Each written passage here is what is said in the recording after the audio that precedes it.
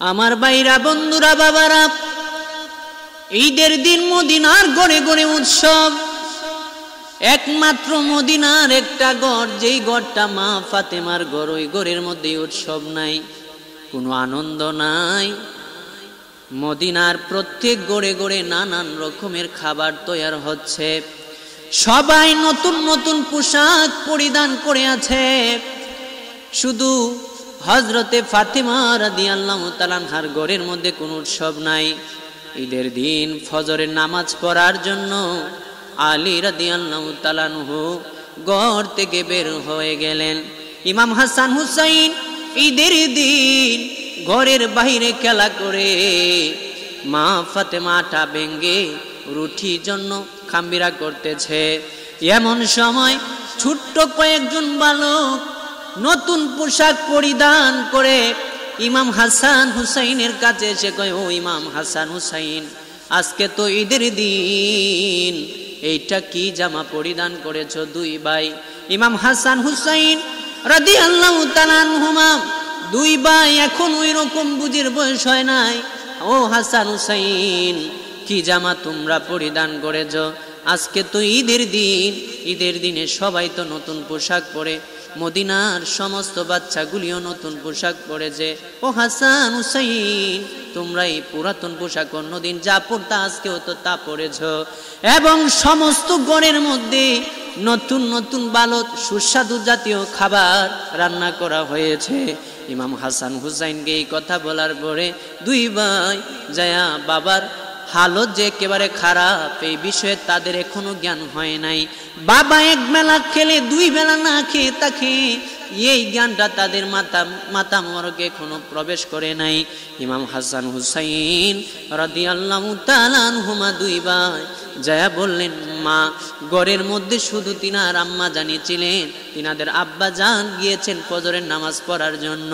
হাসান হুসাইনের সে কয়, মা, ও মা, আজকে তো ঈদের দিন, ঈদের দিনে গো মা, মদিনার সমস্ত বাচ্চাগুলি নতুন নতুন পোশাক পরিধান করে আছে।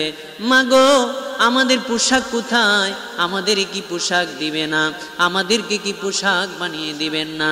মা ফাতেমা অনেক কিছু বলার পরে দেখতেছেন ইমাম হাসান হুসাইন সান্ত্বনা দেওয়ার পরেও তারা বুঝতে পারতেছে না। তারপরেও মা ফাতেমার মনে একটা চিন্তা উদয় হলো যে তারা তো কান্না করারই কথা, কারণ মদিনার ছোট্ট ছোট্ট বাচ্চাগুলি নতুন নতুন পোশাক পরে আছে, অথচ আমার পুত্রদয়গুলি কোনো পোশাক পরে নাই। অনেক পরে বললেন, মা, ও ইমাম হাসান হুসাইন, যাও তোমরা গিয়ে আর একটু সময় খেলা করে আসো, তোমাদের পোশাক চলে আসবে, বানাইতে দিছি। ইমাম হাসান হুসাইন বাহিরে গেলেন খেলা করার জন্য গেলেন। কিছুক্ষণ পরে আবারও চলে আইসা কয়, মা, আমাদের পোশাক কি এখন আইসেনি? হযরতে ফাতেমাতুজ জাহরা রাদিয়াল্লাহু তাআলা আনহা বললেন, হাসান হুসাইন, যাও গিয়ে গোসল করে আসো। হাসান হুসাইনের মনে একটু আনন্দের উদয় হলো যে মনে হয় মাই গোসল করে আসলে নতুন পোশাক পরাবে। মা ফাতেমা বললেন, যাও গোসল করে আসো। হাসান হুসাইন দুই ভাই গোসল করতে গেলেন। গোসল করতে যাওয়ার পরে মা ফাতেমা রুটি বানানো বন্ধ করে মা ফাতেমা কান্নার মধ্যে মগ্ন হয়ে গেলেন, কান্নার মধ্যে বিভোর হয়ে গেলেন। মগ্নে আল্লাহর দেনের সময় কাটা দুই হাত তুলে আল্লাহরে কয়, মাওলা, আমি যেইভাবে আছি সেইভাবে শুকরিয়া জ্ঞাপন করছি, তুমি অনেক ভালো রেখেছ ওগো রব্বুল আলামিন, কিন্তু আমার মদিনার আমার দুই হাসান হুসাইন আমার পুত্রদ্বয়, মদিনার ছোট্ট বাচ্চাদের গায়ে নতুন জামা দেখে গো আল্লাহ, তারা দুই ভাই কান্না করছে। অনেক সান্ত্বনা দিলাম তাদেরকে, তারা যদি গোসল করে আসলে আমি তাদেরকে পোশাক দিব গো আল্লাহ, আমি তো মিথ্যাবাদী হয়ে যাব, তাদের কাছে অপরাধী হয়ে যাব, তুমি রব্বুল আলামিন আমার ইজ্জতের হেফাজত করো। মা ফাতেমা এইভাবে দোয়া করার পরে আল্লাহর ইবাদতে মশগুল হলেন, কান্নার ঘরে চলে গেলেন। মা ফাতেমা ঘরের দরজা বন্ধ করে ইমাম হাসান হুসাইন বাহিরে কি হচ্ছে মা ফাতেমা সে বিষয়ে খেয়াল রাখেন নাই, আল্লাহর ইবাদতের মধ্যে মশগুল হয়ে গেলেন। অজুরে চোখের পানিগুলি ঝরছে। এমন সময় ইমাম হাসান হুসাইন রাদিয়াল্লাহু তাআলা আনহুমা দুই ভাই গোসল করে গোসল সেরে আসলেন। আয়েশা দেখেন দরজার সামনে অপরিচিত একটা লোক দাঁড়িয়ে আছে, হাতের মধ্যে একটা পুটলা, তার হাতের মধ্যে একটা পুটলা আছে। ইমাম হাসান হুসাইনকে ওই অপরিচিত লোকটা বললেন, নাও এই যে এটার মধ্যে তোমাদের জামা আছে। প্যাকেটটা দিয়ে দিলেন। হাসান হুসাইন রাদিয়াল্লাহু তাআলা আনহুমা দুই ভাই নতুন জামা ঈদের আনন্দে খুশিতে নতুন জামাগুলি পরিধান করলেন। অনেক ডাকাডাকির পরে মা ফাতেমা দরজা খুললেন আর বললেন, হাসান হুসাইন, মা দেখো দেখো দেখো নতুন জামা দুই ভাই পরিধান করেছি।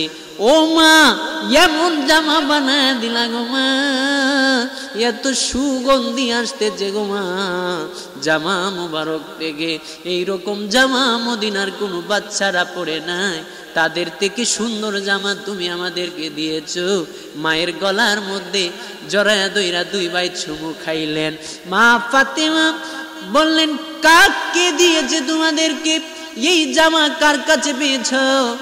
দুই ভাই বললেন, মা আপনি দরজা বন্ধ করে গড়ে আছিলেন, দেখলাম একজন অপরিচিত লোক যাকে আমরা দেখি নাই বা চিনিও না, এনে একটা পুটলা কাপড় দিয়ে বললেন যে তোমাদের মা বানাইতে দিছিল।